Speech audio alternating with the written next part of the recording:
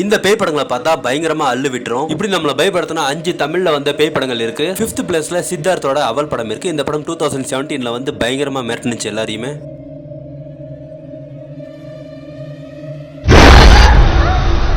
4th பிளேஸ்ல மாதவனோட யாவரும் நலம். பேயவே காட்ட மாட்டாங்க, ஆனா ரொம்ப திகிலா போகும் படம்.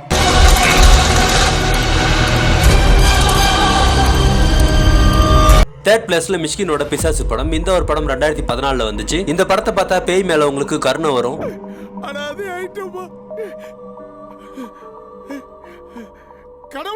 2nd பிளேஸ்ல டிமாண்டி காலனி 1 and 2. இந்த 2 பார்ட்லயுமே நீங்க பயப்படுற மாதிரியான சீன்ஸ் நிறையவே இருக்கு.